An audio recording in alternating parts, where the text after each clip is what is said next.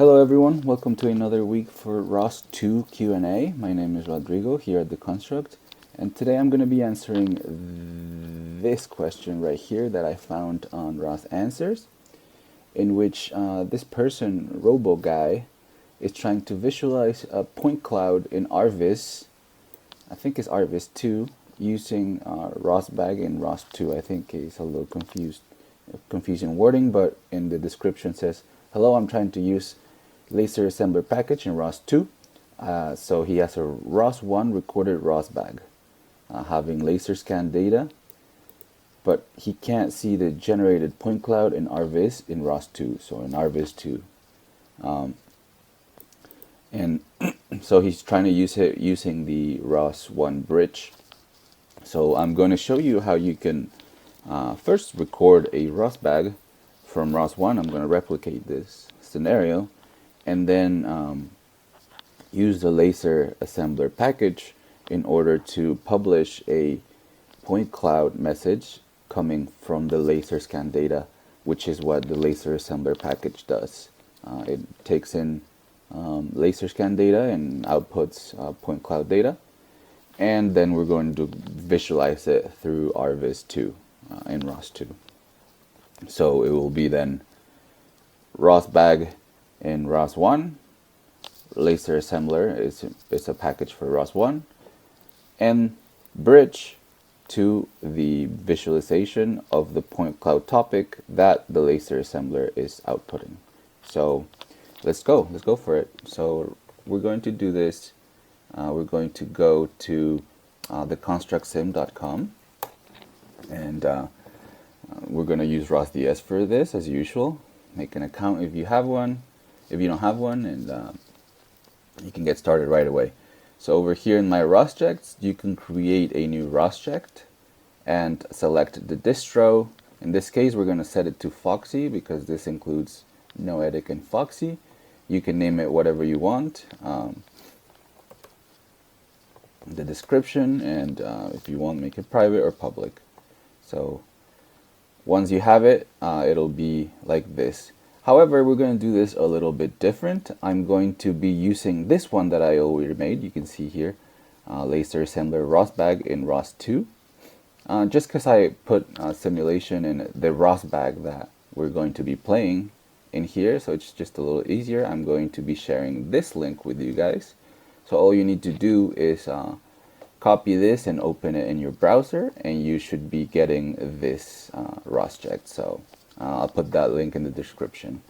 Okay, so we're going to run our ROSject, and we're just going to wait until it loads. And while it's waiting, let me just send you back to the Construct Sim just to show you our platform in case you're interested in learning robotics, anything from ROS1, ROS2, and coding basics all the way to advanced. We have over 80 courses that we can use. Okay, so now we have our ROSject loaded. So if you open up the IDE over here in this button, I'm going to show you a couple of things. So first of all, you'll notice this, which is the bag that I recorded from a TurtleBot simulation. So that's the first thing. All right. So to use the laser assembler, you can go to this laser assembler, or you can check out this video we have, the ROS Q&A number 47, which tells you how to use the laser assembler. This is in ROS1, so if you don't know how to use it, come check this guy out, and it'll tell you what you need to do. It's really helpful. I'll be sharing that description, that link in the description as well. So as you can, if you watch this video and you know how to work the laser assembler, you'll know that so this is a tutorial, so you'll know that the laser assembler is actually a service server. So over here we can see that let me find it.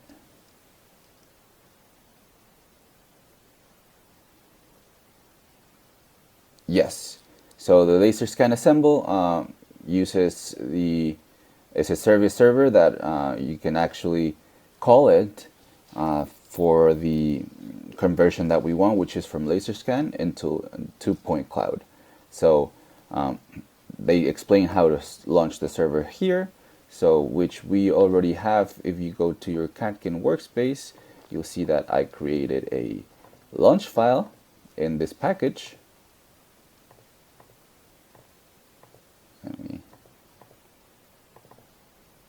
Right here, and it's just launching the laser scan assembler, which is already installed in our platform, and it's using this as the base footprint. Now let me show you really quick how you can record a bag. In here we actually have, in this rosbag, we have the TurtleBot simulation. So if you open up a new shell, and we're going to source opt ros noetic, sorry,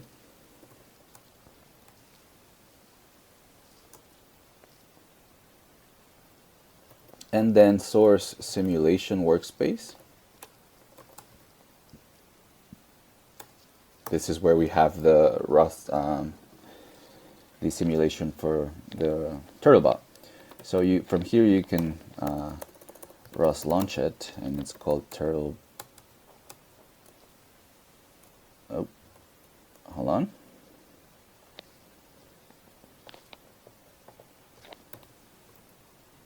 So we need to do, I think, rosbag profile before this, and then let's see, TurtleBot 3 gazebo.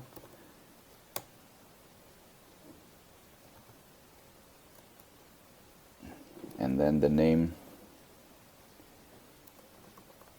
is TurtleBot 3 world.launch.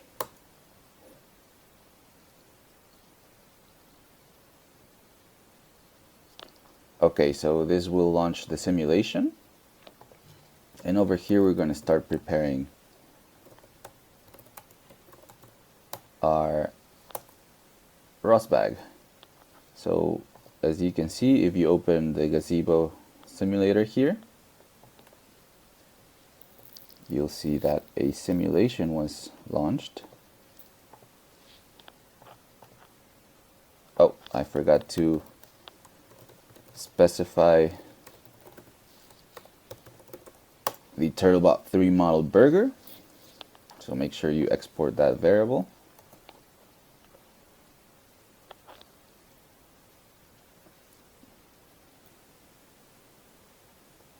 I spelled it wrong.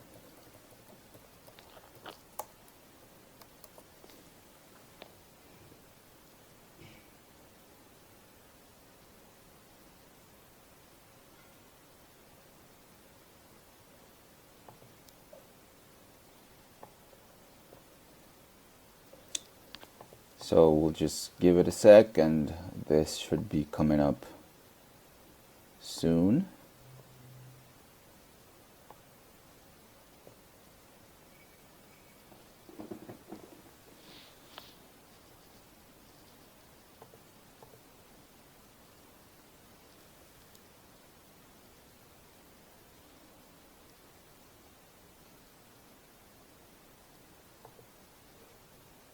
All right, there we go. It's going.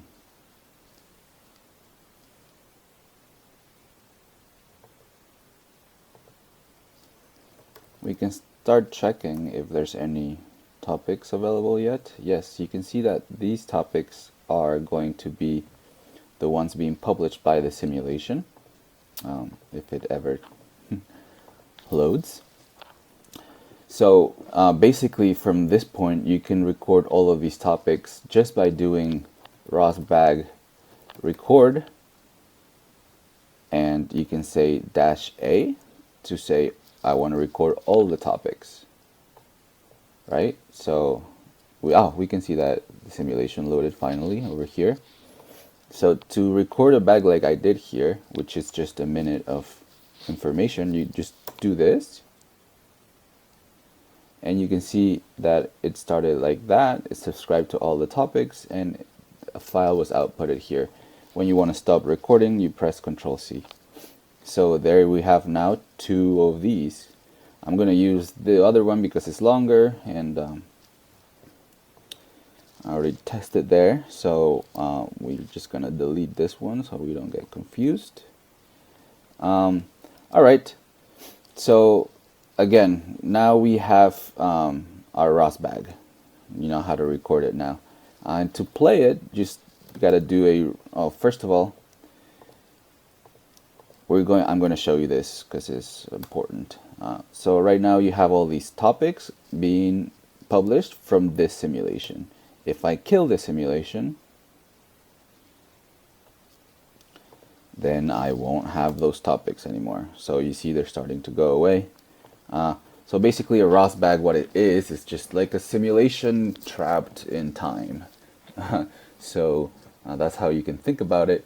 And so if we do a rosbag play and then the name of the bag, you'll see that, oh sorry, I have to do a roscore because I killed the simulation. And in the other terminal we can do a rosbag play of that file. You'll see that we have a bag time, it lasts 70 seconds. So if we want to check that indeed we have some topics, we can check like this, and we see that we have it, and we're interested in the scan topic. So there it is, you know that it's working. So now we have a scan information coming from a ROS1 bag. Alright, so what we're going to do now is launch the assembler here. We're going to do it in order so you can see the process. So this, again, this assembler, this launch file is providing the service server, and then right here, over here, I have a node called call assembler, which is basically calling the scan assembler service periodically. You can get this file from, if you look at this video over here, but if not, just make a, you need to call this service server in order for the point cloud to be output. So it's not that you can just launch the server and then you'll find the point cloud topic, which in this case would be the laser point cloud. You have to actually call it and then publish it. So maybe this is where it was getting, the robot guy was getting stuck. So remember, you have to call the server and then publish the cloud that comes with it, with the response of that server. So let's do that. Alright, so I'm going to do the following. I'm going to make a couple of tags here just to keep track. Here we'll launch the ROS core. Then here we'll play the bag, the ROS bag. You can just click on top here and you can rename the shell, it's really helpful. This will be the laser assembler, we'll just call it that, laser assembler. Then this will be our call assembler node right here. Then we'll launch the bridge in here, the ROS1 bridge. And here we'll just open up ROS2 to visualize it. Let's see if it works. Alright, so first your ROS core.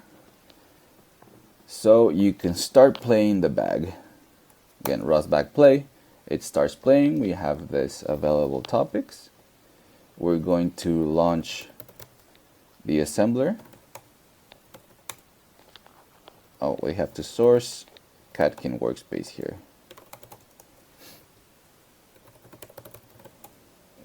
and it's called laser assembler demo assembler.launch. Alright, now we should have our service server available. So if we go here and source our Cat King workspace again and do a ROS service list, this is the services that are being offered by the assembler. So if we run our node with ROS run laser assembler demo, and it's called call assembler. Okay, you see that it's getting this cloud with these points. Alright, so we're going to try and bridge that now. This information is all still in ROS1, so now we're going to launch the bridge, and for that we have to source noetic first, then Foxy, and then ROS2 run ROS1 bridge dynamic bridge, and we're going to bridge all topics like so. We're probably going to need to rerun this bag because yes, it finished. So let's see if we can just play it again like this. No, we have to launch everything again because this is looking at time that is not there anymore, so I probably should have recorded the bag longer, but we can do it again. But I'm going to launch ROS2 and prepare it to visualize what we want. So ROS2, then we can open up here in the graphical tools. We're going to set this to base footprint, and we're going to add a point cloud 2 topic, which is what we're interested in from the laser assembler. And remember that our topic was laser point cloud, I believe. I specified this in the launch file, so let's check it.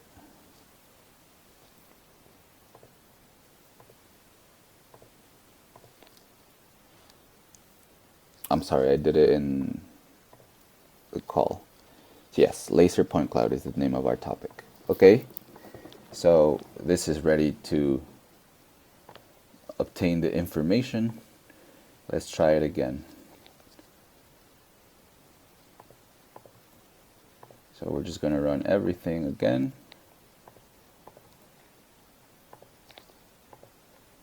Alright, so our ROS core. Then let's launch our assembler. Then we can launch play our bag, call the service server. Okay, it's working. And run the bridge. If we want, we can open up a new terminal and do a ROS2 topic list. Okay, so you see how now we have topics in ROS2, and one of them is this laser point cloud. So if we go to the laser scan, oh, there it is.